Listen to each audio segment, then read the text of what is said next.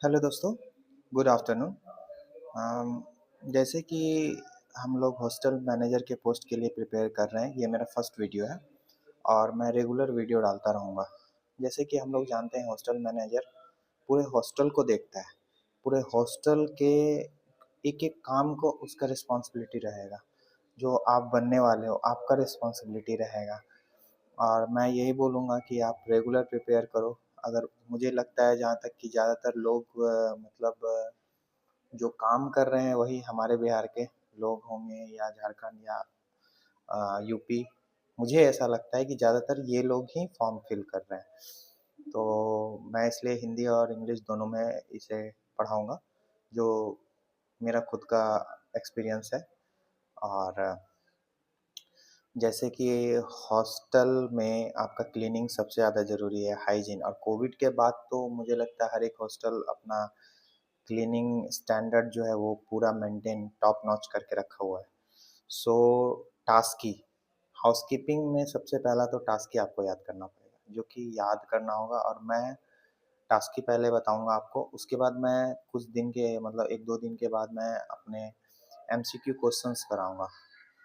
और sorry to से मेरे पास कोई बोर्ड नहीं है, अगर वो इंतज़ाम हो जाता तो मैं बोर्ड पे भी मैं करा दूंगा। और मैं मॉक टेस्ट ज़्यादा दिलवाऊंगा, जिससे कि मैं मुझे जहाँ तक लगता है सब होटल मैनेजमेंट तो सबने पढ़ा है, लेकिन किसी को ये नहीं पता है कि कैसे करना है, क्या करना है। सब बिजी हैं अपने अपने लाइफ में, मैं भी बिजी हूँ, मैं भी जॉब करता हूँ। तो मुझे जहाँ तक लगता है ये ज़्यादा सब पढ़े हुए हैं, सबको बस रिमाइंड करना जरूरी है। और कंपटीशन तो बहुत टफ होने वाला है, ये तो श्योर है। सो आज हम लोग स्टार्ट करेंगे टास्क की हाउसकीपिंग का। जैसे कि R1, R1 क्या होता है? वो बाथरूम क्लीनर होता है। और इसका कंसिस्टेंसी जो होता है, जैसे 1 लीटर हम लोग हैं तो उसमें 20 ml डालना है, तो 1:5 का रेशियो होगा। ठीक है। हाउसकीपिंग में R1 मतलब बाथरूम, बाथरूम क्लीनर। ठीक है। R2 जो है वो आपका general purpose hard surface cleaner होता है, मतलब जो फर्श होता है, टाइल्स हो गए, मार्बल्स हो गए, ये सब। उसका भी वही रेशियो होता है, 1:5। ओके। R3 जो होता है वो ग्लास क्लीनर होता है, जो जिसको हम कोलिन भी यूज करते हैं, तो वो R3 में आता है। ठीक है।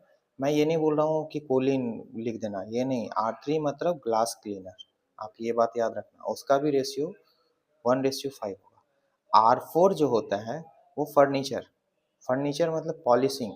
जैसे हम लोग फर्नीचर हम यूज करते हैं उसे पॉलिश करने के लिए, रेगुलर मेंटेन करने के लिए होता है। तो वो रेडी टू यूज होता है, मतलब आप डायरेक्ट बॉटल लाइए, डायरेक्ट यूज कीजिए, वो होता है। R5 जो होता है वो आपका एयर फ्रेशनर, मतलब ड्यू और जो भी आपका एयर फ्रेशनर, जैसे कि सब हम होटल्स और बड़े बड़े जगह पे आप देखिए ये एयर विक ये सब यूज नहीं होता है, ये बहुत महंगा पड़ेगा, इसलिए हम उसे बनाते हैं और उसे रेडी टू यूज होता है वो भी। ठीक है। और R6 होता है टॉयलेट बॉल क्लीनर, मतलब टॉयलेट के का जो साफ करते हैं हम लोग, जिसे हार्पिक यूज करते हैं, याद रखिएगा। और वही है टॉयलेट बॉल क्लीनर, हम लोग उसमें R6 यूज करते हैं।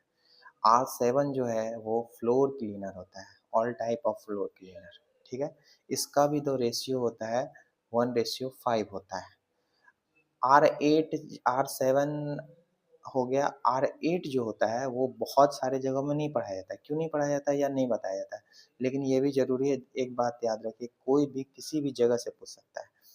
तो R8 जो है वो यूज बहुत कम आता है। वो कहाँ यूज होता है, क्यों यूज होता है, मैं बता रहा हूँ।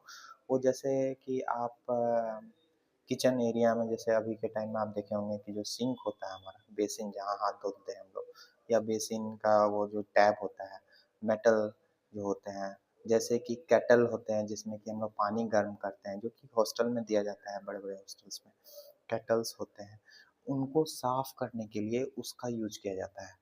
तो उसको R8 के कैटेगरी में रखा गया है, और वो भी उसको भी बनाया जाता है 1:10, मतलब 1 लीटर अगर बनाना है हमें तो 100 ml बस लेना है आपसे, याद रखिएगा।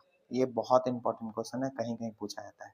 उसके बाद आता है R9, जो कि हार्ड वाटर, जैसे कि बहुत सारे बिहार में बहुत सारे जगह में हार्ड वाटर है, तो उसे नॉर्मल करने के लिए गंजा हो जाता है हार्ड वाटर से, तो उसे नॉर्मल करने के लिए आपको वो लिक्विड यूज होता है, जो कि आपका 50 या 100 ml 1 लीटर में यूज किया जाता है। 50 ml, हाँ 50 ml 1 लीटर में यूज किया जाता है।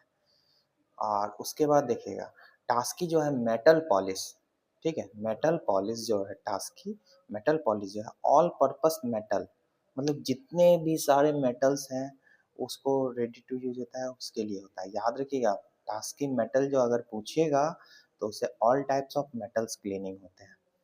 और उसके बाद टास्की पूछता है ग्रीन एप्पल, याद रखिएगा ग्रीन एप्पल, ये कोई नहीं बताएगा लेकिन ये सब जो भी काम करते हैं उन्हें पता होता है। टास्की ग्रीन एप्पल जो है ये एयर फ्रेशनर है, ये कुछ और में आप टिक मत मार दीजिएगा, इसलिए याद रखिएगा टास्की ग्रीन एप्पल जो है वो आपका एयर फ्रेशनर है। सो यही था आज का वीडियो, और मेरे छोटे छोटे ही वीडियो आएंगे 4 मिनट 5 मिनट के, क्योंकि मुझे पता है लंबा वीडियो बना के कोई फ़ायदा नहीं है। आज थोड़ा लंबा हो गया लेकिन इससे भी छोटे छोटे वीडियो आएंगे, और आप रेगुलर बेसिस पे आप इसे देखते रहोगे और आपका हो जाएगा। अब एक बात और मैं अभी बताता हूँ अपने एक्सपीरियंस से और अपने स्टूडेंट्स के एक्सपीरियंस से मैं आपको बता रहा हूँ। अगर कोई बंदा ये सोच रहा है आज कर लूँगा, कल कर लूँगा, परसों कर लूँगा, तो भाई आपका नहीं होने वाला है। आप पैसे बर्बाद कर रहे हो, आप फॉर्म भर रहे हो, बस एक भीड़ में आप शामिल हो, बस मैं यही बोलूँगा। इससे ज़्यादा और कुछ नहीं बोल सकता, क्योंकि मैंने खुद देखा है बहुतों को, अरे आज कर लेंगे, कल कर लेंगे, अभी से आपको लगना होगा, थोड़ा थोड़ा करके करिए, ज़्यादा हार्ड नहीं है, लेकिन हमारे लिए ये कंपटीशन, हमारे लेवल पे कंपटीशन टफ है। अगर आप सोचते हो कि मैं कर लूँगा, मैं ऐसा कर लूँगा, भाई मेरे नहीं होने वाला, जो लिटरली है नहीं होना। सीरियस हो, अगर जॉब लेना है तो भाई हर दिन पढ़ो, हर दिन मॉक्स दो, मैं खुद भी मॉक्स कराऊंगा और आगे देखता हूँ, मैं खुद भी ऐसे ही पढ़ाऊंगा आपको, देखता हूँ आगे। अगर मेरे वीडियो अच्छा लगा हो तो लाइक कीजिए, सब्सक्राइब कीजिए, कमेंट कीजिए।